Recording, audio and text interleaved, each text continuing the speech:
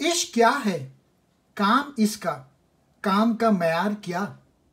ذوق دیدار اس کو گر کہیے تو ہے دیدار کیا؟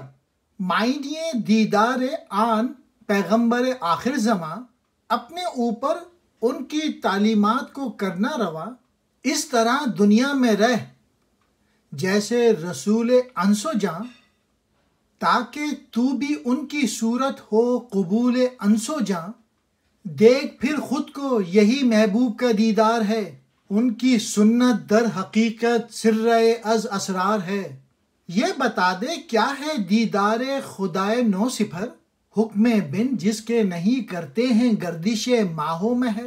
نقش حق کو سب سے پہلے اپنی جاں پر ثبت کر، بے محابہ پھر اسے سارے جہاں پر ثبت کر۔ علامہ اقبال یعنی زندہ رود اللاج بن منصور سے پوچھ رہے ہیں، میں عشق کو نہیں پہچانتا، اس سے بے خبر ہوں، آخر یہ کیا مشغلہ ہے؟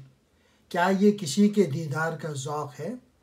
اگر ایسا ہے تو پھر دیدار کیا شے ہے؟ پھر حلاج بن منصور اس کا جواب دیتے ہیں، اس آخر زماں حضور اکرم صلی اللہ علیہ وآلہ وسلم کے دیدار کے معنی آپ یعنی حضور کے حکم کو خود پر جاری کرنا ہے، یعنی حضور کی سنت اور زندگی کے طور طریقوں کو اپنانا اور حضور کی پیروی میں زندگی بسر کرنا ہے۔ اے زندہ رود، تو انس و جاں کے رسول حضور صلی اللہ علیہ وآلہ وسلم کی مانند دنیا میں زندگی بسر کر، تاکہ تو بھی حضور کی طرح انس و جاں میں مقبولیت حاصل کر سکے۔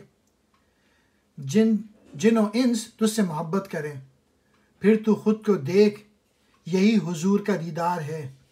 حضور کی سنت حضور کے رازوں میں سے ایک راز ہے۔ حضور کی سنت کو عملی طور پہ اپنانے سے تجھ میں ان صفات کا عکس پیدا ہو جائے گا، اور اس طرح جب تو خود پر نظر ڈالے گا تو گویا حضور ہی کا دیدار کر لے گا۔ پھر زندہ رود یعنی علامہ اقبال پوچھتے ہیں، نو آسمانوں یعنی تمام کائنات کے خدا کا دیدار کیا ہے؟ وہ ذات کے جس کے حکم کے بغیر چاند اور سورج گردش نہیں کرتے۔